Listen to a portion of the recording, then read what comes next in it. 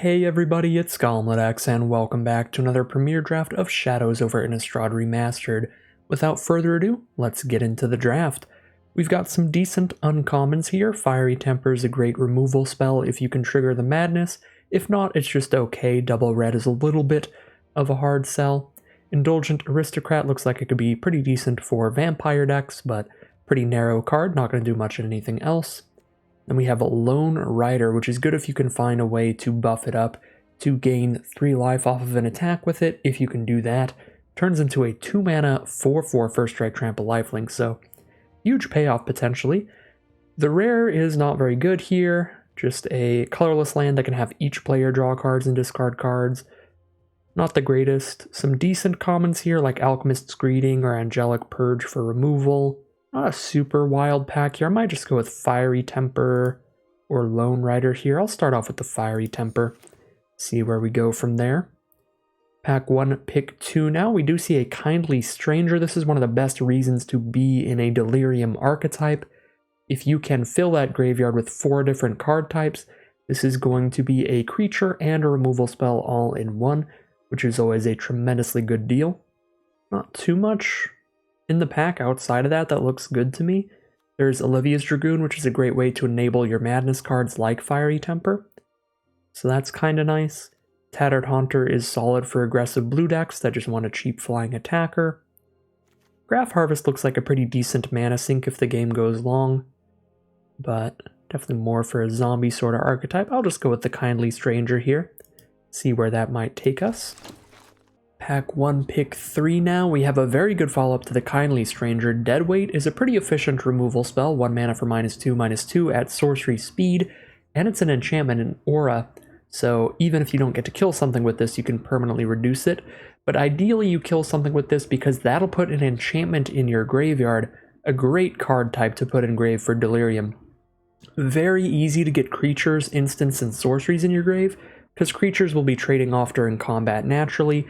Instants and sorceries, the second you cast them, they go to the grave. So having the ability to put an enchantment or an artifact in your grave is a really good way to help get to your Delirium abilities. So Deadweight becomes a premium removal spell for archetypes that include some powerful Delirium cards. So the fact that we have Kindly Stranger makes Deadweight even better than normal, and even normally it'd be one of the better cards in the pack. So we'll scoop up a Deadweight here. Pack 1, pick 4 now. Thraben Inspector is a very good value play, a 1 mana 1/2 that comes with a clue token that'll draw us a card later in the game. So 1 mana for 1/2 plus draw a card eventually. Dusk Feaster seems fine. It's very inefficient if you don't have Delirium though, so you are really relying on the Delirium for this card, at which case you'll get a 5 mana 4/5 flyer, which is a pretty good deal. But I don't think it's that insane of a payoff to make up for the fact that it's a 7 mana 4/5 flyer otherwise. So theoretically that goes with what we're going for here because we're trying to get that Delirium active, but I actually don't think it's the greatest thing ever, so I think I'm going to go with the Thraben Inspector out of this pack. I think it's just one of White's best commons for sure. Not too much other than that. There's like Angelic Purge, which is an okay removal spell. It's another removal spell that does help us get Delirium, because that's a good way to get a land in your graveyard late. You get to sacrifice a land to that card.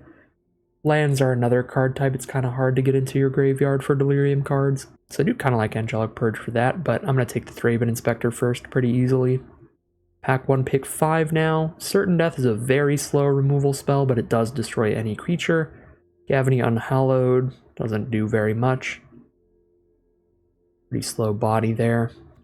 Got a 2 mana 2/2, 2 mana 3/1. Abundant Maw seems overcosted even if we're emerging it. Doesn't seem the greatest. Maybe I'm undervaluing the Eldrazi a little bit, but I have found in my experience that this format has played pretty fast overall. Yeah, not in love with this pack. I have no idea what I even do here. I'd probably just take a Certain Death even though it's a slow removal spell. Pack 1, pick 6 now. Ooh, Obsessive Skinner this late is very good. This card is phenomenal if you can trigger Delirium. So this could mean that Delirium archetypes are pretty open. A 2 mana 1/1, but when it enters the battlefield, you put a +1/+1 counter on target creature.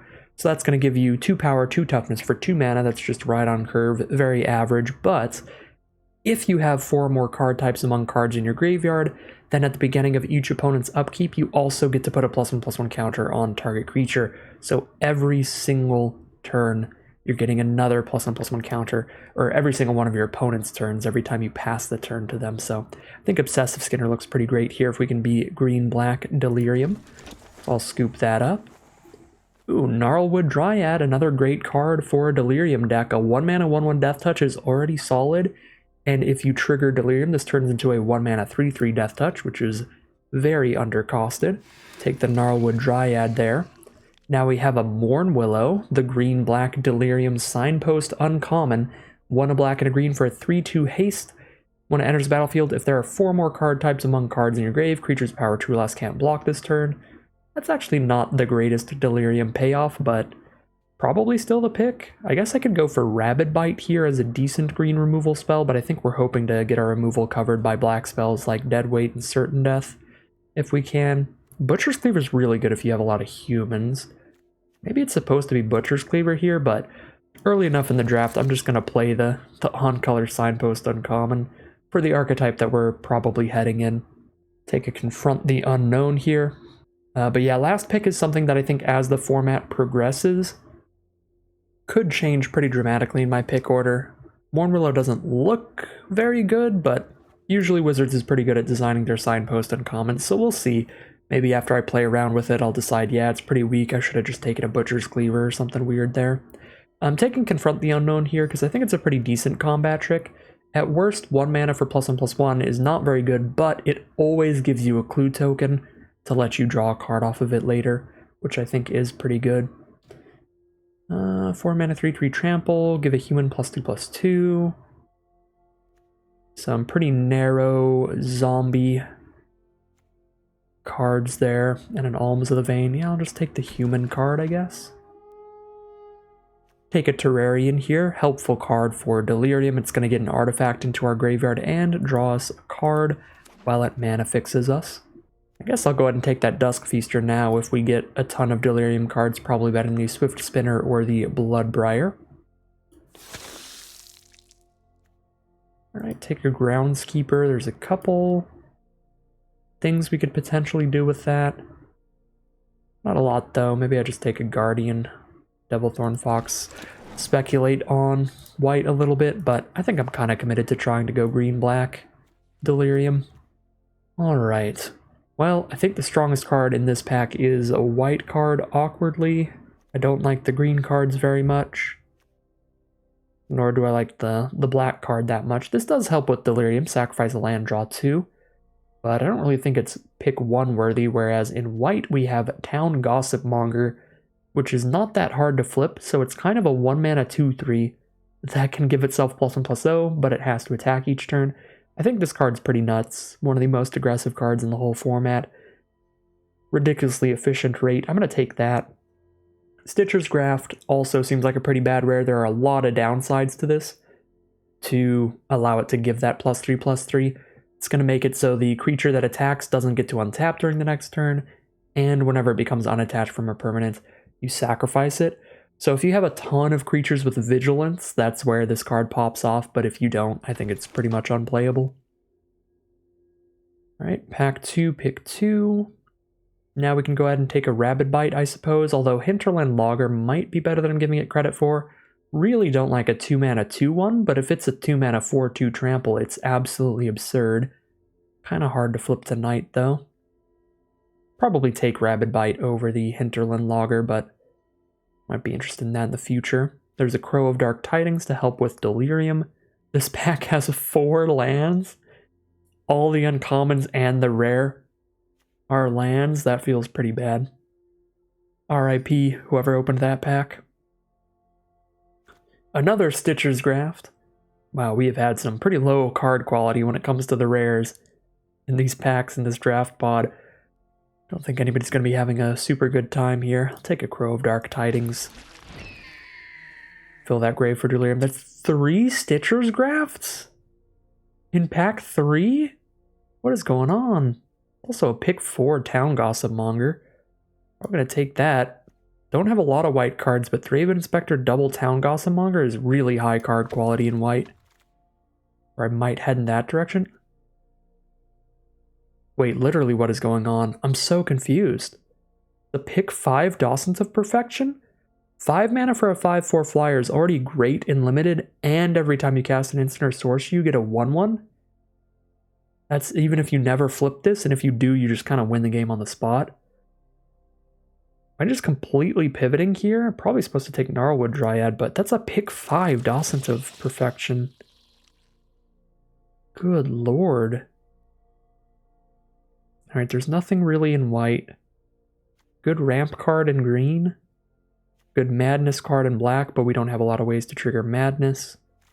Kind of do have a little more green than black. Maybe we end up green blue or green white here or something. Be a pretty pivoty draft pod.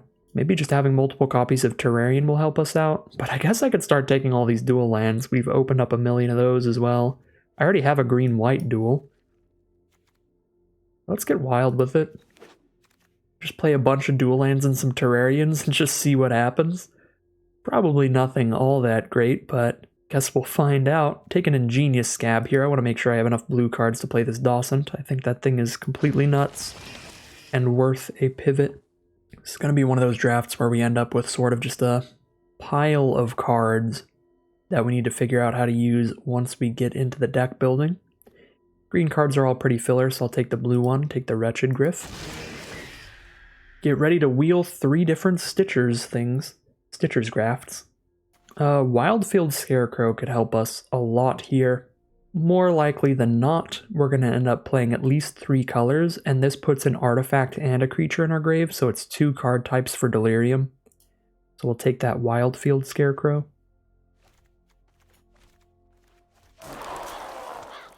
And there we go, there's another Stitcher's Graft, as we expected. Very late Uncaged Fury. I think this is a ridiculous combat trick, but red is the only color I'm pretty sure I'm not actually playing.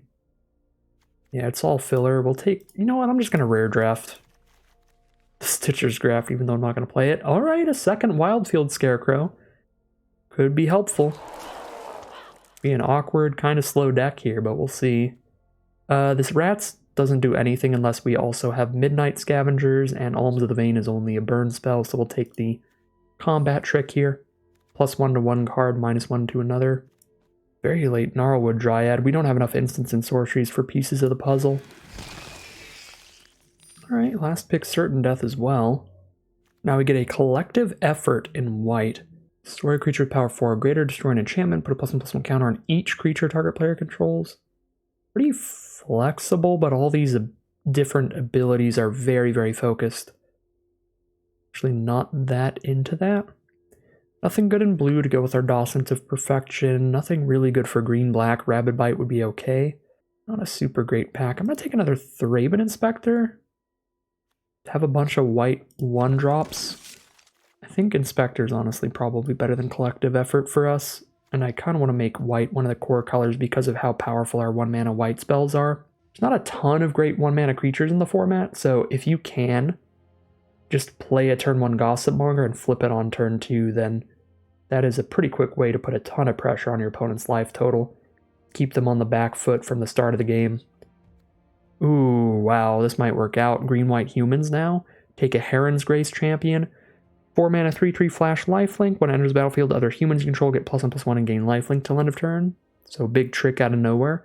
Also Mayor of Ababrook though, which is a mono green card that also gives all our humans +1/+1. If it ever flips to nighttime, it doesn't give the humans +1/+1 anymore, but it starts spitting out 2/2 wolves that it buffs up, so Mayor's probably a little better, and Heron's Grace Champion's slightly more likely to wheel, but it probably won't. I think I'll take Mayor of Avabrook here. Like, even by itself, if it ever flips to nighttime, it's going to be an entire army in a can, so pretty great card from the Shadows of the Past. Ironclad Slayer is very good with Deadweight.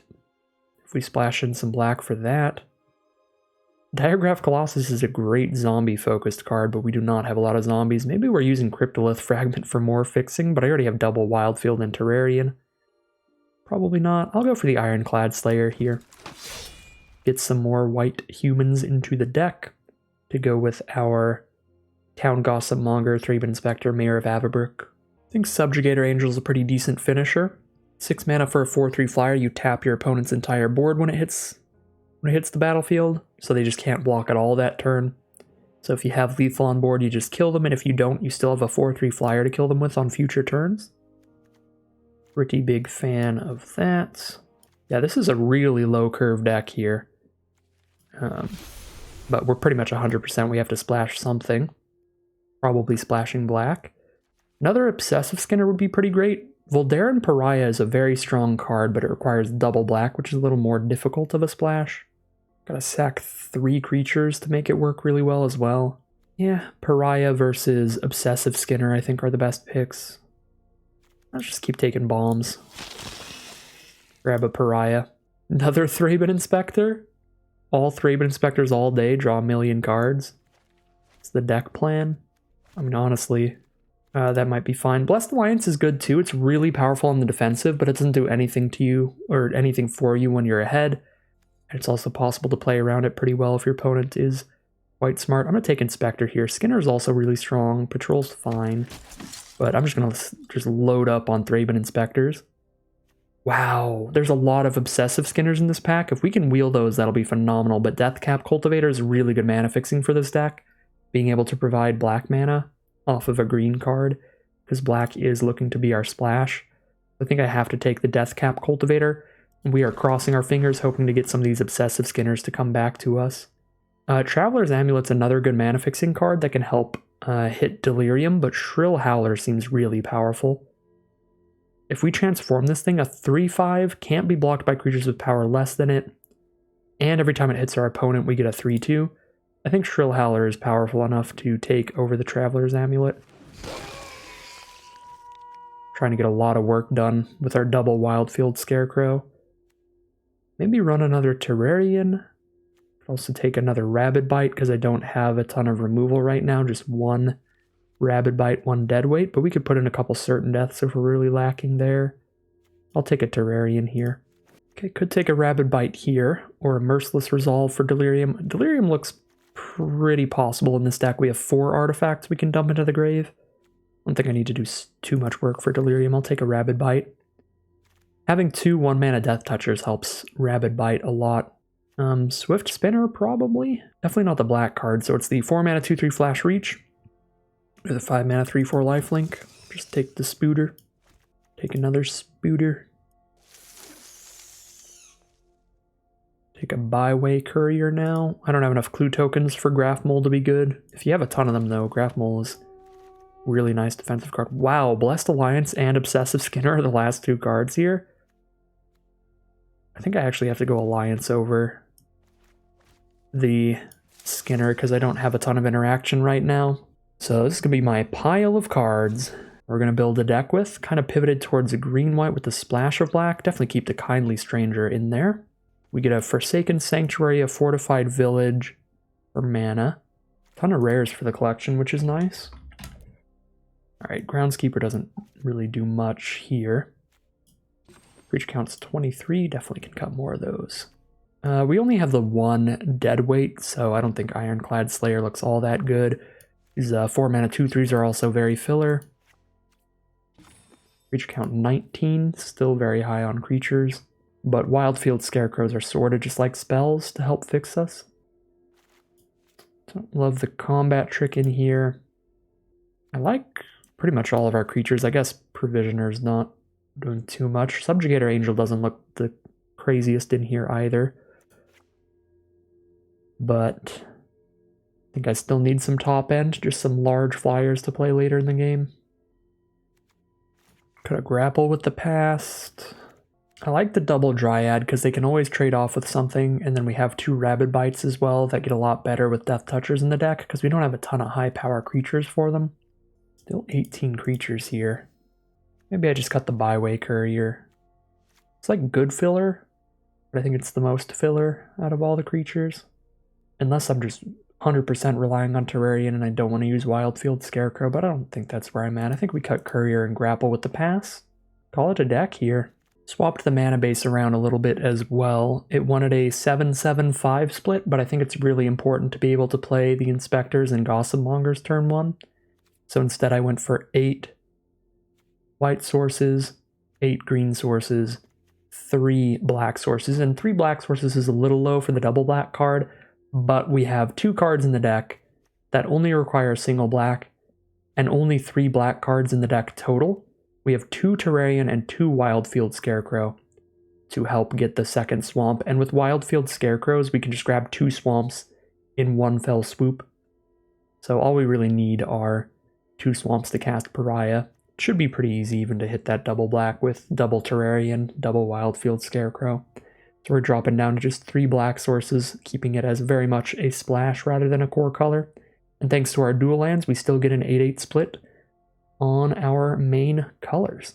So that's the mana base, and that is the deck. Alright, so here's a look at the final deck for today's draft. Kind of an interesting one. The draft was pretty weird. We bounced around quite a bit. Ended up taking like a really powerful blue bomb in the middle there just because we just kept getting past some pretty sweet stuff all over the place in different colors. So we bounced around quite a bit here, but ended up in a pretty solid, pretty consistent deck here. We're kind of just like green-white humans aggro at the start with 2 copies of Town Gossipmonger to attack really hard, a Mayor of Avabrook that can buff all of our humans, and if it ever flips to nighttime, can sit there and spit out some 2/2 wolves to make our board state pretty wide. We've then got just some very powerful black cards splashed in with Kindly Stranger and Voldarin Pariah off the splash. Splash should be pretty easy for this deck. We have 2 dual lands, we've got 2 Wildfield Scarecrows, 2 Terrarians, and a Deathcap Cultivator. The lands in the Cultivator all help the splash. The Wildfield Scarecrows and Terrarians both help the splash and help us hit Delirium to make our Gnarlwood Dryads, our Obsessive Skinner, our Deathcap Cultivator, and our Kindly Stranger much more powerful spells. So pretty interesting archetype here. Green-white aggro at the start, pivots into a mid-rangey Delirium-focused splashy deck from that point on. So just hit the ground running, hopefully with a 2/3 for 1 mana, and then grind it out with some good Delirium plays, some nice value plays with a ton of Investigation, and some powerful cards off the splash. Pretty fun, pretty interesting deck today. We'll see how it does as we head into the gameplay. Here we are for game 1, and we are going to have that Town Gossipmonger attacking pretty quickly. Unfortunately, we're on the draw. If we were on the play, this would be a very explosive hand, because trying to face down an Incited Rabble when you're on the draw is really difficult. But even on the draw, we've got a pretty scary, pretty fast start here.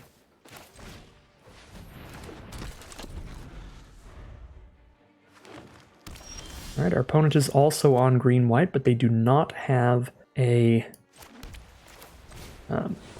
turn 1 or turn 2 play. So we're just going to go Incited Rabble into Deathcap Cultivator, so we have some more mana set up so we can play more spells next turn potentially. Our opponent only has a 2/2 to block with. I could play Thraben Inspector and Obsessive Skinner here. Offer the trade Deathcap Cultivator into Eldritch Cathar. Don't love that trade, but it's not horrible when I have a Wildfield Scarecrow in my hand that I can grab 2 swamps off of later. Probably better to just not offer the trade though for now. Could also play Inspector and just draw the card. I mean, if I offer the trade now, I'm killing the Eldritch Cathar before it can put 2 +1/+1 counters on a human. This is probably okay. And I was also going to say, plus most likely here, we're just going to get 2 more damage in, because they probably don't want to take that trade if they have more humans in their hand. I think I'd rather spread my threats out, so I'm going to make the Thraben Inspector a 2/3, so it's big enough to attack into 2/2s on our opponent's board as well. Courageous Outrider, very good card from our opponent for the humans archetype.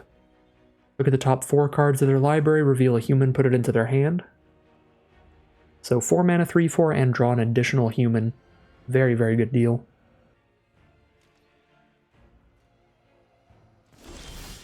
Alright, so they revealed a Dauntless Cathar. Well, we have to attack with the Incited Rabble, which I will, and then we might have to just dump some mana into it to make it trade up into the Courageous Outrider. Our opponent does go for the block, so we'll dump the mana in to trade up here. Pass the turn. That clears the path for our other 2 power creatures. Dauntless Cathar.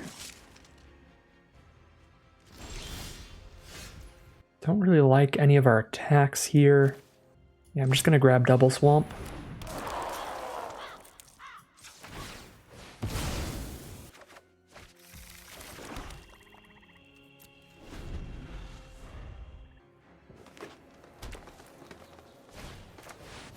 Fiendbinder from our opponent. Pretty good aggro card, keeps tapping our blockers down every time it attacks. But if we have multiple 2-power creatures, we can always trade something up into it. Blessed Alliance plays really well against it because we can just untap our blockers. Alright, take 3 from the Dauntless Cathar since it can get them a 1/1 flyer from the grave. Ooh, Mayor of Avabrook. That's a draw. Play the Mayor, I still have 4 mana up to play a Blessed Alliance kicked once. And if I don't end up playing that, I can just sack a clue, draw a card. Yeah, try to just sit here and slowly take over the game with the Mayor, if they can't kill it. Oh, they do have the Angelic Purge on the Mayor, that's very good. If they send in for an attack where Blessed Alliance plays decently, I am going to go for it, because we do kind of want an excuse to cast it just to get an instant into our graveyard to be at 3 out of 4 for Delirium. So as soon as we draw a Rabid Bite or something, we can be at 4 out of 4 on Delirium. If I make them sacrifice an attacking creature with Blessed Alliance, they're going to sacrifice Elder Cathar and make Fiendbinder a 5/4. It's not actually ideal. I guess I'd kill Elder Cathar and trade my 2/1 Cultivator into the 3/2 Dauntless Cathar. Maybe I just untap Inspector and only kill the Elder Cathar there. Maybe I just don't Blessed Alliance also. That's kind of awkward. Take 5. Because once I get the Fiendbinder out of the way, blocking gets so much easier, even against the Guardian Priest.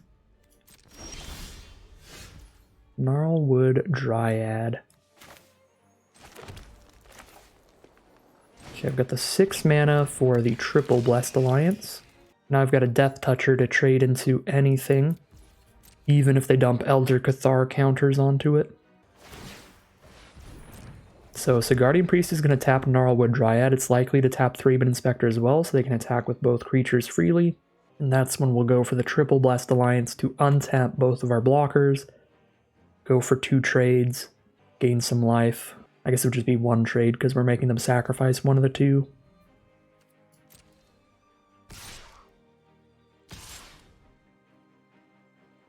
Are they not going to tap with Guardian Priest? I'm not going to cast Blessed Alliance until they tap with Guardian Priest, so if they don't, then I'll just eat the Elder Cathar for free.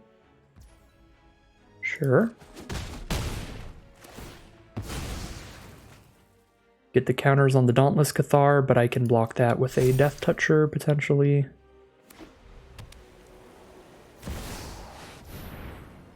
Alright, that's probably one of the strongest cards in the format. 5 mana, 4/5 flyer.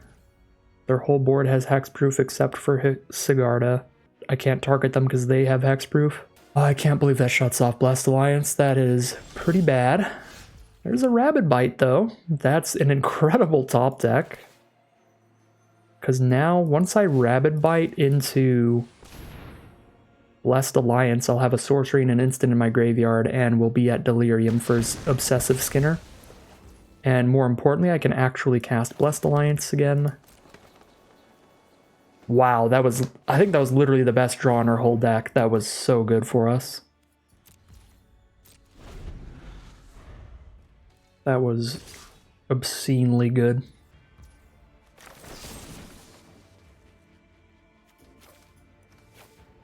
No reason to untap the Dryad because they can just tap it again with the Priest, and they're going to have to sack the Cathar anyway. Target a player, me. Target opponent, them.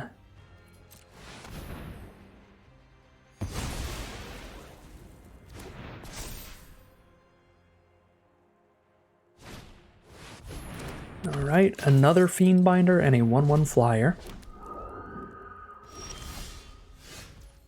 Obsessive Skinner is active now. Kindly Stranger is active. I can blow up whatever creature I need to. think I kill the Fiendbinder here. And they only have 2 power on their board. They have to keep dumping mana into the Sigardian Priest. They've only got 3 power, so we can send in all our creatures with at least... Or they only have 2 power, so we can send in all our creatures with at least 2 toughness. And then the Obsessive Skinner gets to pop off. Keep making the board better. Alright, and they're going to scoop it up. We hit Delirium. We're going to start taking over the game with our just grinded out Delirium cards, and they are going to scoop it up. That Rabid Bite to kill Sigarda was so pivotal. That was probably the only card in our deck that would have gotten us out of that one. Because otherwise, having our 1 removal spell in hand just be completely shut off, and them having a 4/5 flyer on board, that would have ended it real quick. So really lucky game there, drawing that Rabid Bite at the super correct time. But it was nice to see the deck pretty much functioning as we imagined it. Got the early Town Gossip Monger just aggro stuff, and then pivoted it more into the mid-rangey, like grind it out, draw some cards, try to hit that Delirium late game, and once we do, take over the game with that. So very good stuff there. 1-0 as we head into game 2. Here we are on the play for game 2. We've got Obsessive Skinner and Shrill Howler, very good mana, Wildfield Scarecrow. Not doing anything super aggressive here, but we have decent plays. Might want to wait on the Obsessive Skinner, put a counter on the Shrill Howler. Although if they have a cheap burn spell, yeah. If they have a cheap burn spell, they can still kill the Shrill Howler even if it has 2 toughness, so I'm just going to curve out. Get multiple creatures on the board. Like, I'm less worried about them having a good enough blocker for it, and more worried about them just having 1 red mana deal 2 damage to it, or 2 red mana deal 3 damage to it, or 2 red mana deal 4 damage to it. There's a million common burn spells in this format.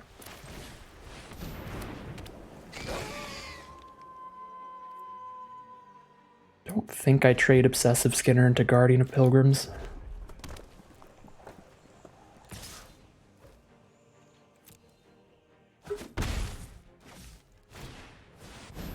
Stromkirk Occultist from our opponent. There's a Rabid Bite, so we'll have 3 card types in grave after we use our Wildfield Scarecrow and our Rabid Bite. I'm a little bit interested in just biting this Occultist, because if it sticks around, I could potentially draw them extra cards with that Exile ability. Next turn I'll have the mana to play and sack the Scarecrow. So this also curves out pretty fine. Sure.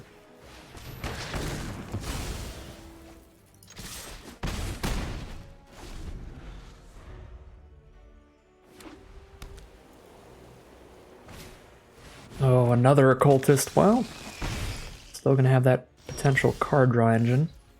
6 mana to transform the Howler. I don't think I want to trade it into Occultist because it's so huge. As a 3/5 that can keep spitting out more creatures later. So I'll just play the Scarecrow and pass. Hopefully that's enough blockers to where they don't get to draw any cards off the Occultist. Basically got a free block just putting the Scarecrow in front of the Occultist. If they don't have a combat trick, they don't get to damage us there. If they do, then we can just sacrifice the Scarecrow in response anyway. If we're already going to take damage, might as well take it all, because the more important part is the fact that they're drawing cards right now. Right, that was pretty expected. Again, there are 3 very efficient red burn spells at common in this format. There's Galvanic Bombardment. Oh my god, that is disgusting. There's Galvanic Bombardment and Alchemist's Greeting, but you do have to discard to play it for cheap. And Incendiary Flow. I already have double black with my dual land, so we'll just take another white-green. But we're probably dead. In fact, I might have to take the trade here. With Guardian, I take 7 otherwise. Go to 9. You know what? We'll go to 9.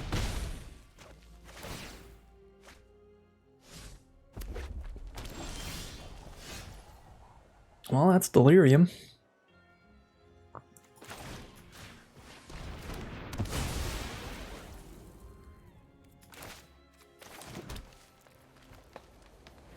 If they have a way to make this 9 power, there's just still no shot at winning, because I just block, get trampled down to 2. I mean, I go to 2 and then I have a chance to top deck Blessed Alliance or something. Maybe it is better to hold back here. I don't feel like there's a lot of ways to do +4/+4 though. Probably just cash in some damage here. Because then next turn, if they don't have any combat tricks or anything, we make the Skinner a 4/4, which can actually trade into the Occultist.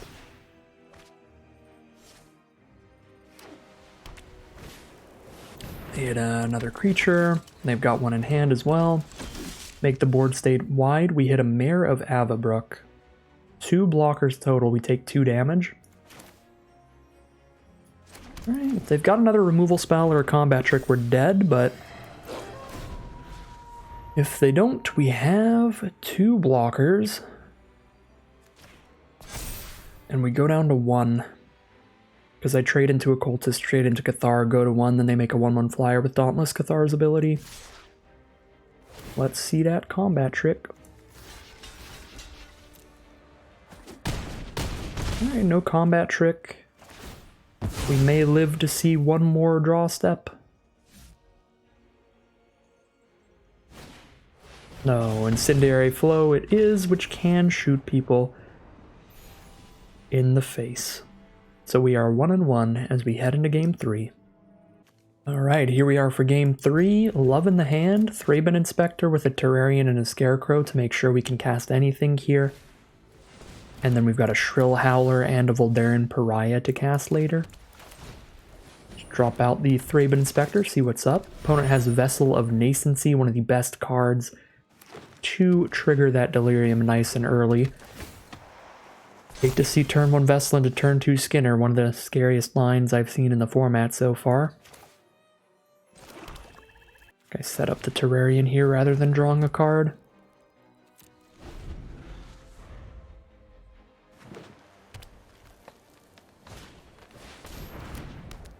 There's a Weirding Wood from our opponent. Investigate and up their mana.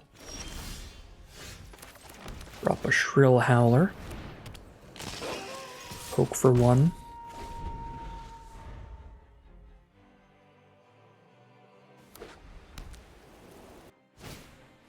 Another Weirding Wood, alright. They've got mana all over the place. They've also got a ton of clues now. 2 potential card draws. There's a Clear Shot to kill the Shrill Howler. Poke for 3, down to 15. 4 mana now. Can only play 1 spell. Ideally we have 3 creatures out by the time we play this Pariah. Play the Scarecrow, I have a blocker for the Skinner. If I play the Cultivator, I get to cycle the Clue Draw card in the same turn. I think I like potentially just blocking the Skinner. Alright, they're going to start digging for more plays. Vessel of Nascency digs here. Finds them a creature, enchantment, land, planeswalker. So they grab their own Shrill Howler. That is pretty strong.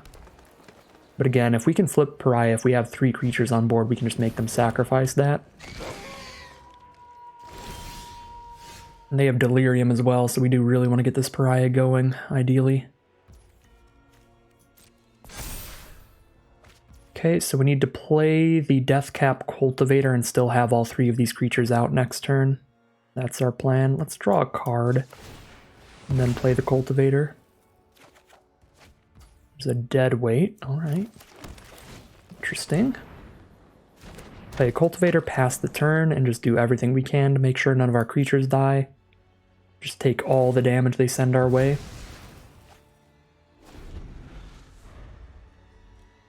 Ideally they don't flip the Howler this turn. Ideally they have another creature to play that's better.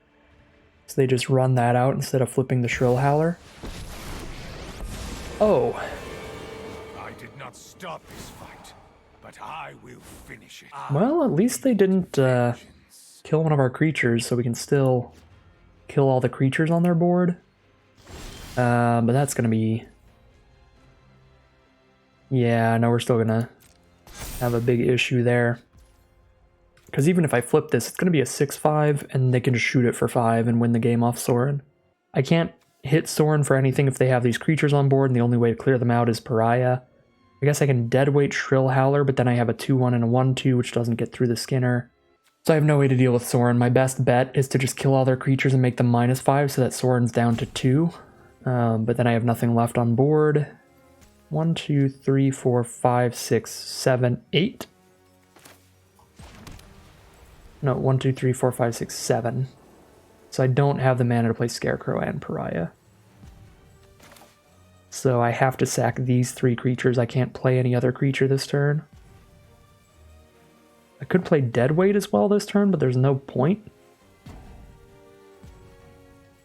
Because I'm already going to make them sack 3 creatures. Yep, this is all I got. This is my one line. And then Soren kills Pariah. Takes over the game from there, most likely. Unless we immediately top deck another way to deal with Soren. If I played my only double black card, so my mana's good enough that I should just probably draw the card here. See if we find anything decent. Should have made white mana. I don't know why I did. Why I didn't. I should have went green-white there. Would have played an Inspector this turn. We could hit Soren for 1 next turn at least. Oh, they're just going to plus Soren, so they have a different removal spell in hand anyway. So yeah, I guess it doesn't matter. Soren's at 8 loyalty. Yep. Kindly Stranger's the removal spell. Even if I played Thraben Inspector, I can't attack into the 4/3 well. If I'd top deck removal, I could, but then I only put Soren down to 7, which is still more than big enough to stick around. Now they have 2 creatures. I would have needed double removal spell. I'm just leaving this game. We cannot beat a Soren. Card is absurd.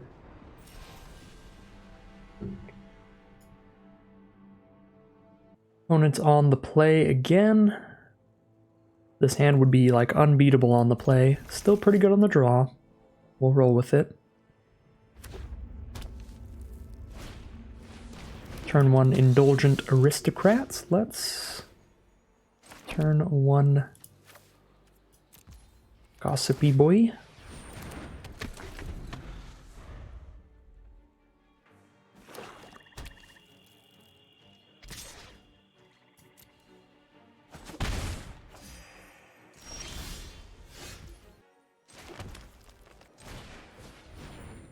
It's gonna be pretty funny. Gossip monger, a gossip monger.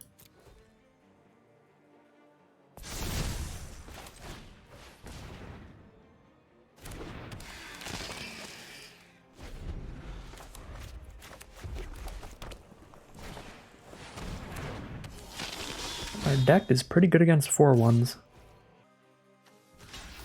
Kind of okay trading that off here. Getting that lifelink off their board. It is pretty annoying.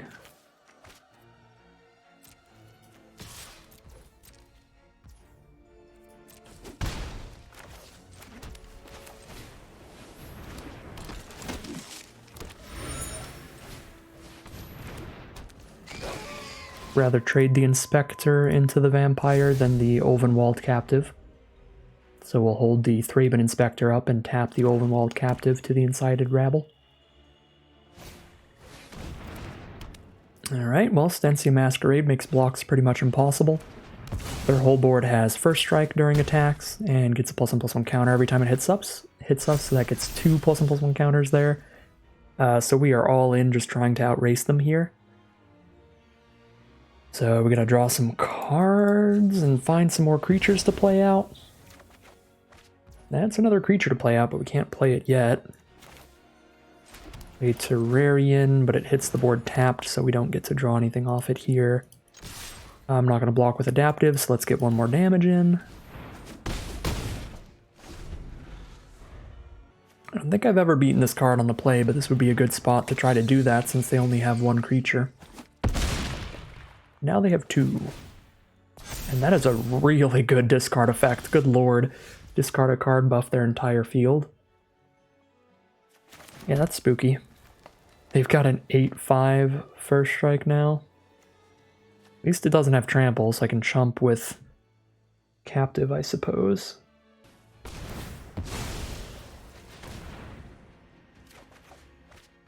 Another Terrarian. Creatures and artifacts engrave only. We need to find a deadweight, instant sorceries. Very far from Delirium, so Kindly Stranger's probably just not going to work. If I tap out for Subjugator Angel, I have to chump block with Subjugator Angel, so I actually just don't think that's the play. I think I'm chumping with this Kindly Stranger. I guess I could flip the Captive if I hit one more mana. So yeah, probably chumping with Stranger instead of Captive.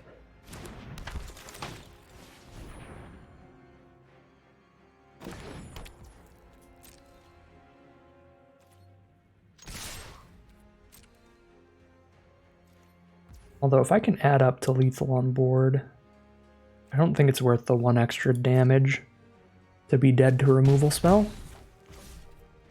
1, 2, 3, 4, 5, 6. 6 power on board, that's nowhere near lethal.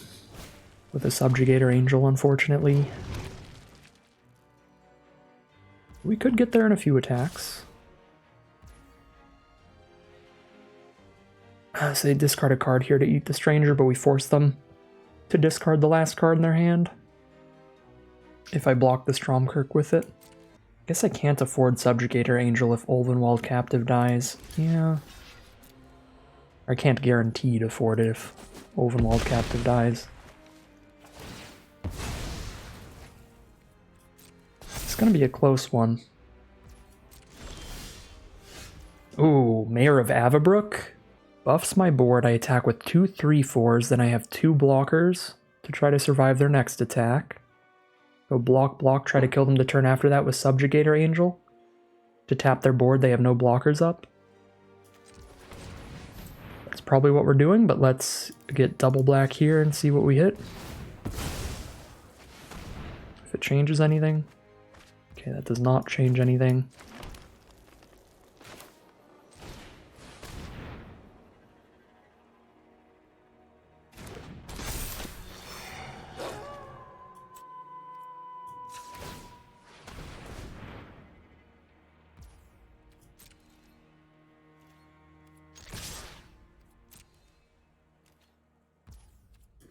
Alright, let's see if I can survive holding up 2 chump blockers. If I can, then I will kill them with Subjugator Angel next turn. Opponent is in the Think Tank here. 2 cards in hand. Send in just the Blood Mad Vampire. I think that means they're going to be trying to hold back blockers to survive. Keeping the Mayor of Avabrook because it's an additional attacker, whereas the Captive is not because we're going to have to tap out for the Subjugator Angel. Alright, Madness and a Stromkirk Occultist. Last turn, Subjugator Angel, we going to get the freebies here?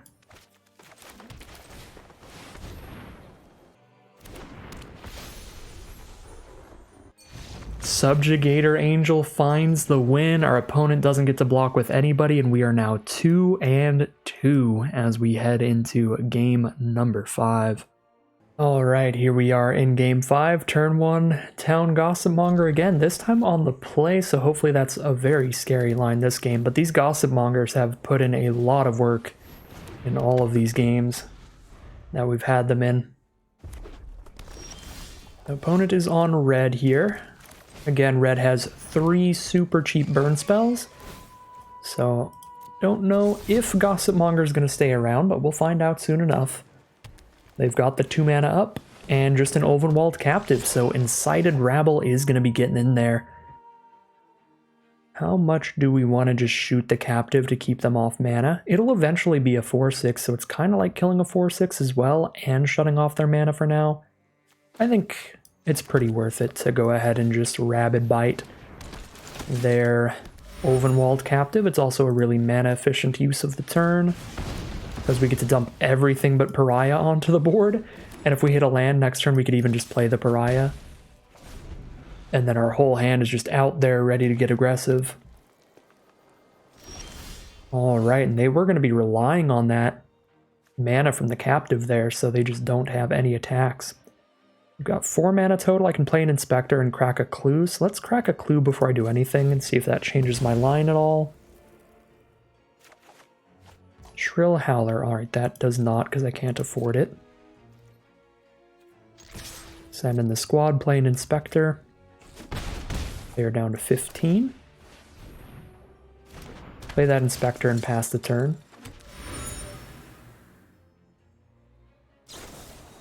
There's a Confront the Unknown. They just want to draw a card here. They're going to cycle that combat trick away. See what they hit. We've got some really good creatures to sacrifice to the Voldaren Pariah later. I don't think I play it right now. I think I'd rather play the Shrill Howler and draw a card instead. That would use all 5 of my mana very well. But yeah, just a mountain of Thraben Inspectors combos really well with Voldaren Pariah because it just leaves behind these expendable creatures to sacrifice when we want to wipe our opponent's board.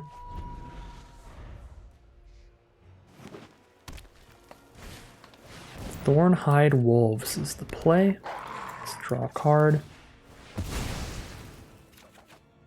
Gnarlwood Dryad and a land. The land is going to make it so we could buff the Incited Rabble up to 5 power to attack into the wolves. I could also just play the Pariah, make them sack the wolves, hit them for 5, and have a gigantic flyer. This is probably worth it. It's right on the borderline here, because I am losing 2 Inspectors and a Captive, but I think it's probably worth it here.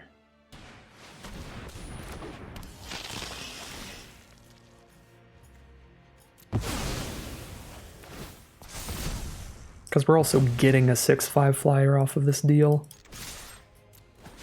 Guaranteeing we connect with everything that's left to put them down to 6.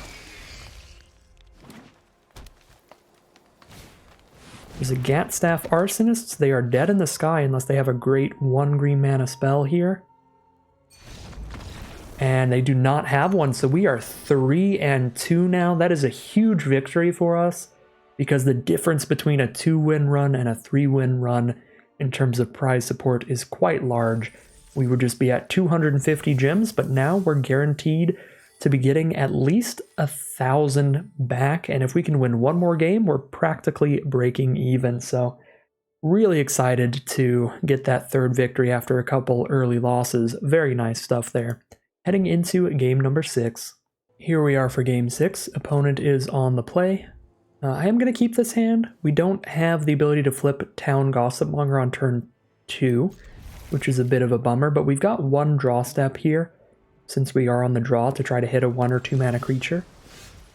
I actually have 2 draw steps, because we don't need to have 1 until the turn after we play the Gossipmonger, so didn't hit a cheap creature on the first draw, but we've got 1 more opportunity to maybe get the Gossipmonger to flip early, and no matter what, we can still flip it on turn 3, which is not horrible. Playing against a blue deck, they've started off with an island. Now a Tattered Haunter, which cannot block on the ground. Alright, we didn't find anything to flip the Gossipmonger, but we do get a hit for 1 with it. And Kindly Stranger could be a pretty powerful card later in the game. Currently we can only get a creature and an artifact in the grave though, so we do need to hit like an enchantment and a spell. Or the 2 different kinds of spells. Instants and sorceries. So Kindly Stranger doesn't look very good right now, but we do have a Shrill Howler to play first. Regardless.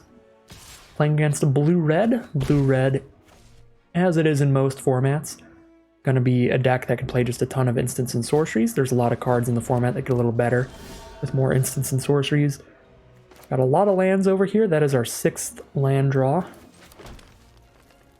Well, just our 6th land period. So we're not going to be happy to see that. Luckily, Shrill Howler can attack into the Geist pretty well, but that 4 toughness is kind of a big deal. If I attack into it and I hold 4 mana up, I could buff the Incited Rabble twice, make it a 4/3 to kill this Geist of the Archives. So we do have decent attacks into it, either way, which is definitely nice. Alright, they are going to scry to the top with the Geist of the Archives. And they play a Plains. They could be blue-white, splash red. And just drew 2 mountains first. So it could be blue-white spirits, splashing some red spells. Or it could be blue-red spells, splashing some spirit payoffs like Drogskull Captain, which they did just play against us there. That is going to be pretty deadly here. We are already pretty much out of gas. That is 5 toughness now, so even if I hold all my mana up for the rabble, I can't kill it. So let's draw a card off Terrarian and see if that gets us anywhere.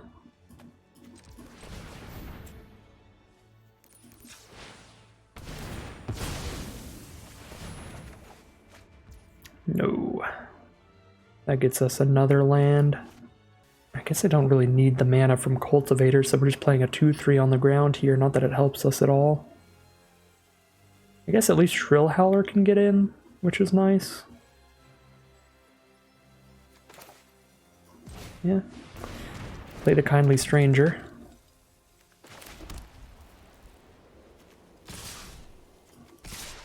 Oh my god, I'm trying to manually click on them both, but it always automatically shoves the Incited Rabble in there. I'm like, I'm trying to click it myself. Let me click my buttons, Arena.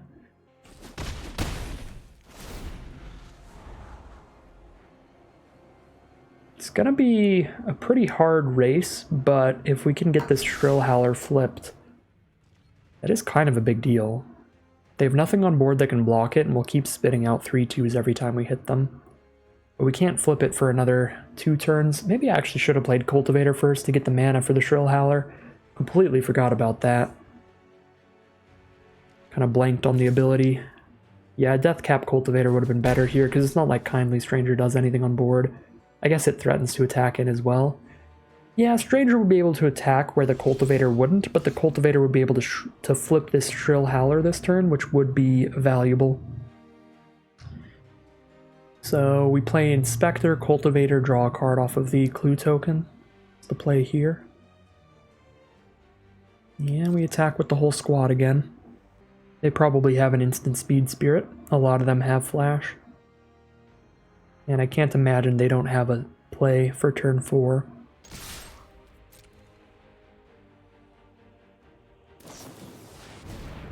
Alright, Nebelgast Herald.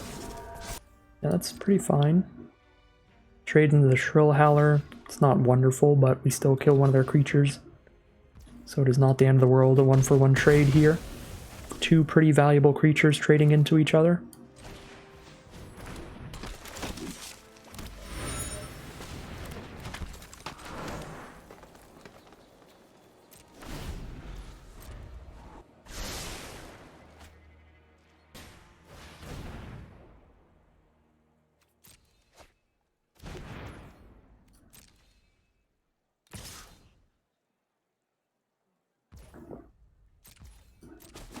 Alright, we're taking another 3 from the Tattered Haunter. We'll draw a card from our clue token. Ooh, Voldaren Pariah could theoretically win us the game here. They don't have a blue mana up.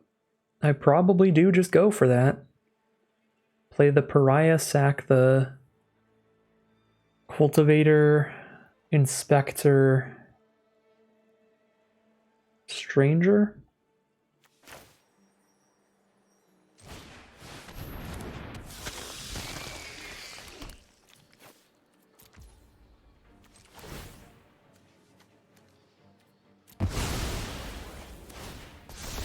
Yeah, if they don't have removal for this Abolisher of Bloodlines, it's gonna be massive.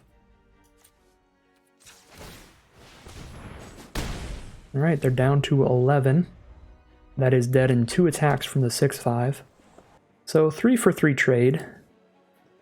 Traded the Stranger, Inspector, Cultivator into Captain Geist Haunter. I think that's a trade. I think that's a trade up. Plus, of course, we get to have a 6/5 by doing that. Can buff the Rabble 3 times. I don't even know what this thing does. It's +1/+1 whenever they play a spirit. They can sack it to counter an instant or sorcery unless I pay X, where X is the power. Okay, so not a lot. Doesn't do a lot. They do go for the chump. Let's go for the pump. And that's probably why they went for the chump there. It was lethal on board if they didn't. So they are down to 6 now. Even if they can kill Abolisher, if they can't kill the Abolisher and play a blocker for Rabble, they're dead to Rabble's fire-breathing effect. So we are going to win the game there. Abolisher of Bloodlines, just a tremendously powerful card. because at no point in that game did I feel like I was like confidently in the lead at all. At best, it was close, and often I felt like I was definitely a bit behind all the flyers and the chunky blocker that kept scrying for them, but that Abolisher of Bloodlines is just an absurd card.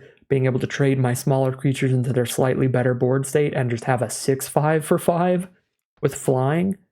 Absolutely going to flip the game around, and we get a pretty free victory off of an absolutely massive bomb rare there.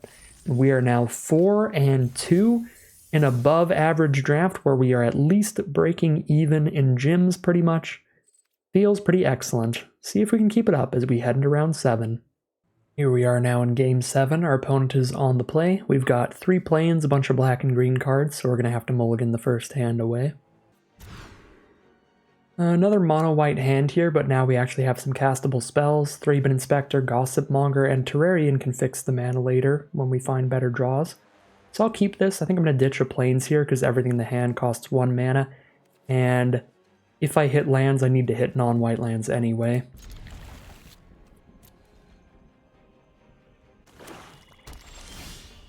Alright, immediately top deck a forest. That is helpful.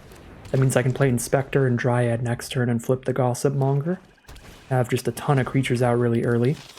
Our opponent has the turn 2 Olivia's Dragoons, so all of their Madness cards are going to be active. Oh, you know what I haven't even been noticing for the Gossip Monger? We can use this at instant speed. That is insane. The whole time we could have just used it at instant speed. Well, I'll do that this time.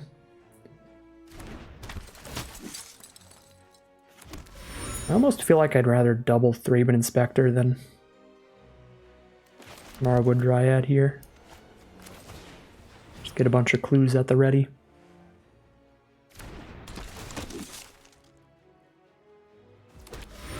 And yeah, because I can use the Gossip Monger at instant speed, I can hold up the double Thraben Inspector to double block the Dragoon. Trade a 1/2 into it. Alright, so no attacks. Oh yeah, and I could just block with a 2/3 because I can do that at instant speed. Oh my god, this card's absurd! This card's even better than I thought it was. Good lord, the fact you can do that at instant speed is such a big deal. Probably play the Dryad, draw a card off of a clue. Feels like where I'm at here. Our opponent probably has Geese's Bidding. I can't do anything about that, and I can only buff the Rabble 1 time regardless, so I can't kill both the 2/2 zombies. They just discard a Geese's Bidding, get 2 2/2s, double block Rabble, and we have to trade down into a 2/2. Gonna be a little sad. We'll hold all our mana up to make it look like we could have a trick. So maybe we don't get double blocked if they have Geese's Bidding. Alright, if they don't have Geese's Bidding, then we just get in for the damage. Crack a clue, I think. I'm gonna crack it right now.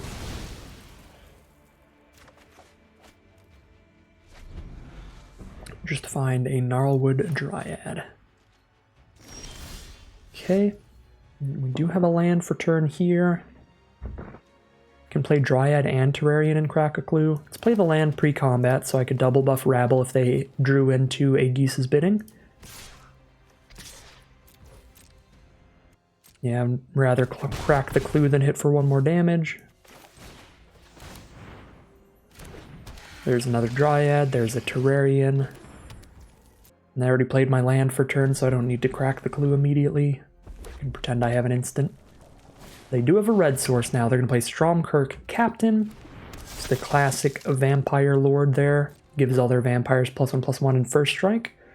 So they are going to be excellent blockers for my Incited Rabble. So we are not a fan of that. Not a fan of that at all. Giving your entire board a buff and first strike is really good during combat. Alright, we'll just top deck a Rabid Bite and go to town over here. Don't mind if I do. I've got the Scarecrow to pick up Double Swamp, so I'll crack the Terrarian here and see what we draw into. Get an Artifact Engrave as well for now. Another Town Gossip Monger, not a bad card.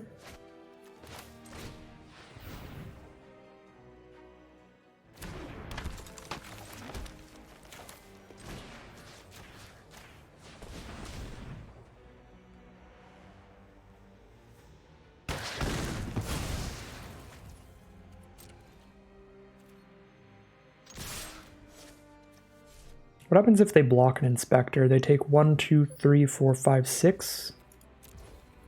I only really get 1 more damage in.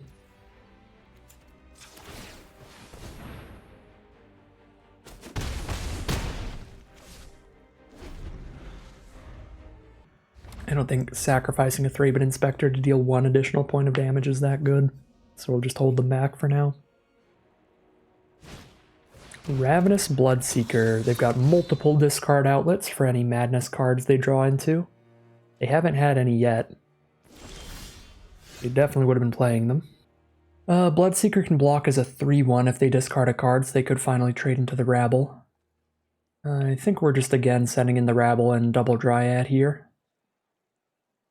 Probably playing a Scarecrow and sacrificing it soon.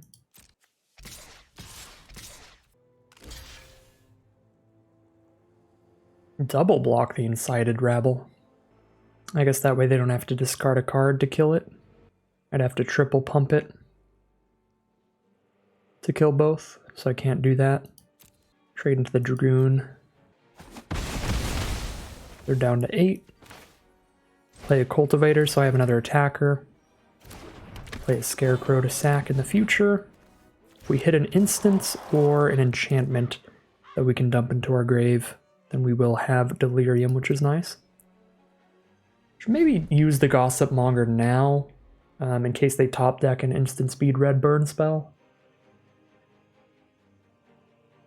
So they're tapped out a red mana there, so we could have played around Galvanic Bombardment by flipping Gossip Monger immediately. I think that actually would have been better.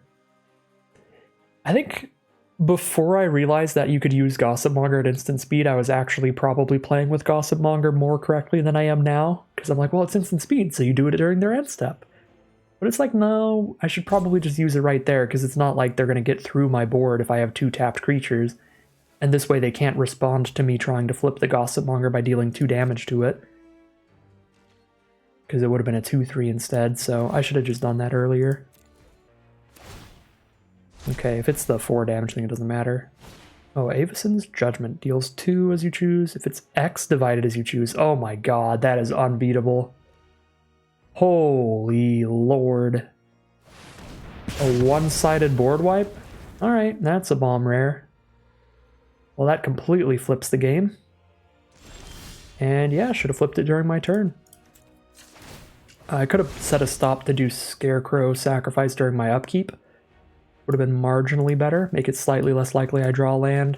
But I would have been pulling 2 swamps out of my deck, so I still could have top decked this Plains. Alright. Probably just Avison's Judgmented out of it. Could have played around that better. If we flipped the Gossip Monger, they couldn't have wiped the whole board as well. They still would have wiped most of it, but we'd have more stuff left around. Big yikes. It's a massive comeback from our opponent. Now the Macabre Waltz to pick up 2 creatures and discard a Madness card, so they don't even discard a card to do it. Opponent is miles ahead in card advantage here. They're going to have a 3/3 flying first strike to deal with my Subjugator Angel. Right, because they play Dragoon plus Stromkirk Captain, so a 4/3 flyer isn't even that good here, but it is my only play. But yeah, all they have to do is discard a card to jump the Dragoon into the sky and just block the Angel. They kill it without even losing the Dragoon, since they have the first strike Lord in hand.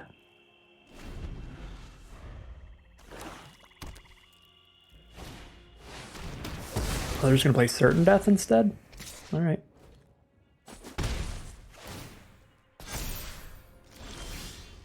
That is a-okay.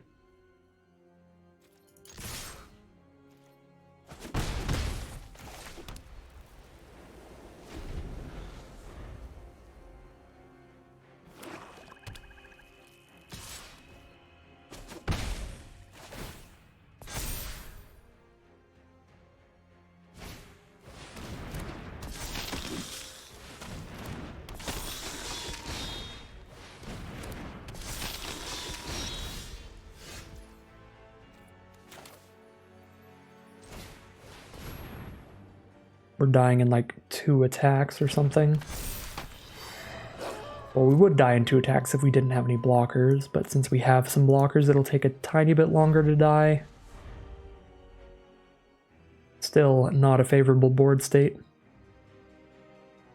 In the slightest. That is just more madness cards. Let's keep playing creatures while sending the Dragoon into the sky.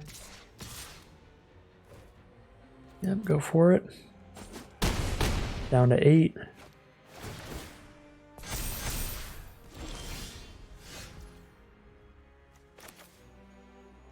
This gives us cards, this gives us wolves in our end step, but it doesn't flip until their upkeep. It's not worth flipping right now, instead of just playing a 4/6.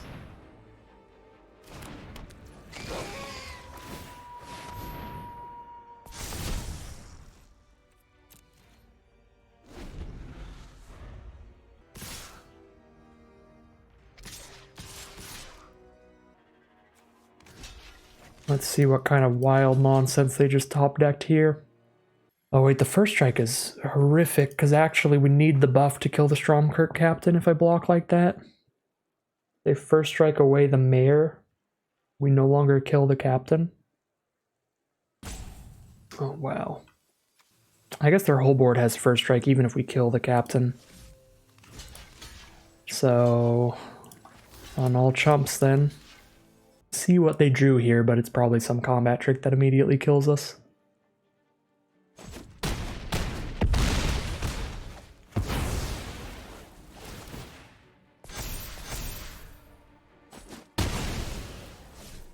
If it's not, then we kill them if we hit a removal spell potentially.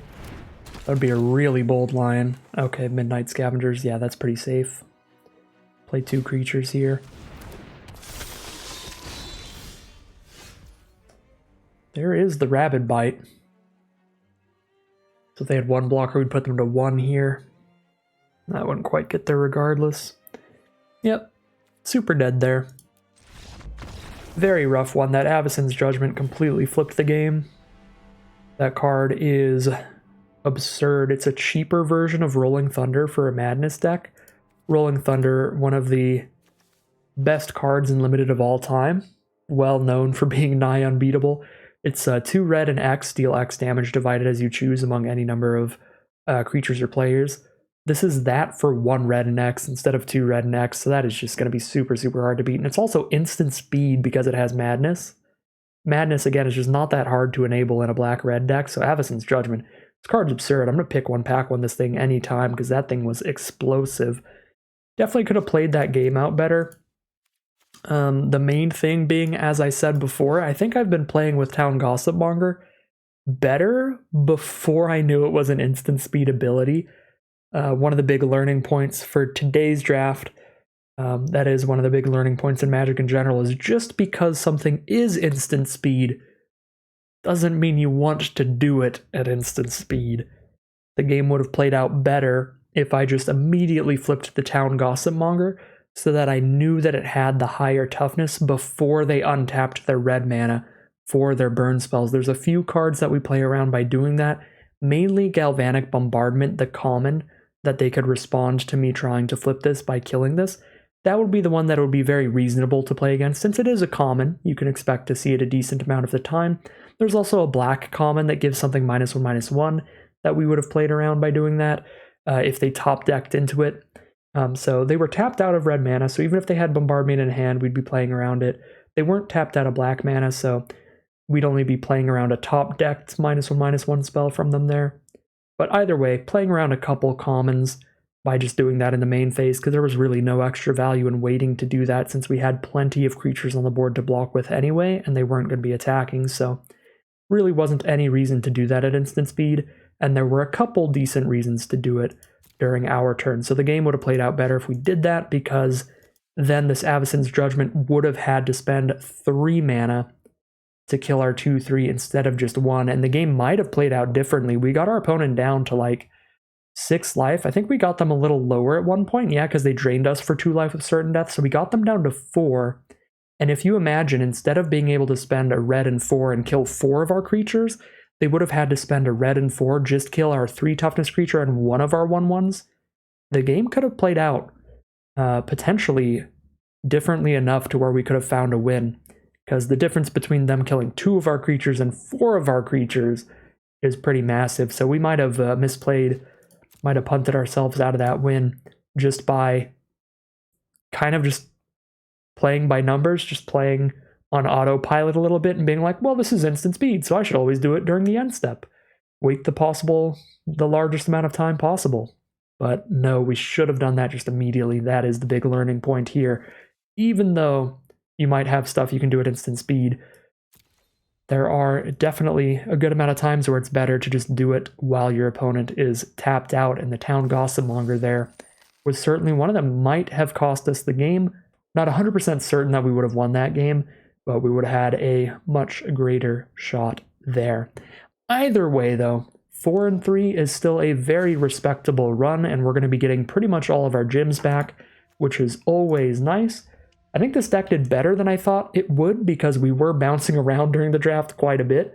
So I really don't think that this deck is super great or super consistent because it is kind of flip-floppity between a couple different things where we want to hit really good late-game Delirium value plays, but we also want to try to curve out with these Gossipmongers early.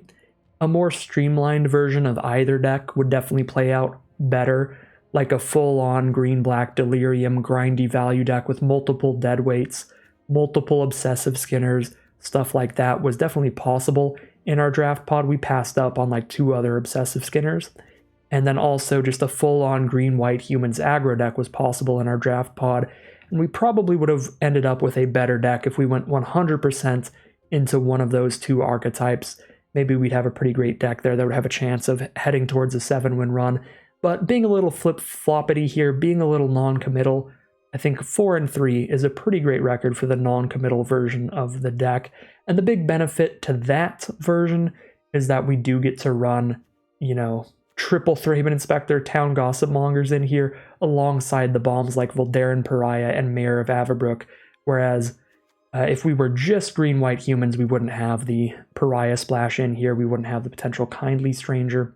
Some of those kind of powerful plays. So overall, played better than I thought it would. We certainly could have drafted a bit better, could have played a bit better in some of those games, but 4-3, very respectable for this deck. I think this is a bit below average of a deck today. Definitely relies on some of that bomb power to win a few of those games with the Mayor and with the big Voldaren flying thingy-mabob. So, happy to get a 4-3 there, grab our 1400 gems, 3 packs, and move on. But that is going to end today's draft, and that is going to end today's video. If you enjoyed this video and you'd like to see more, you can always like, comment, and subscribe to tell the YouTube algorithm to send you more in your recommended feed. If you'd like to hang out with me live, you can check out the Twitch channel in the link in the description below. And if you'd like to support the channel directly, you can check out the Patreon link in the description below. Other than that, as always, thank you very much for watching, and I'll see you again soon for some more Magic Arena.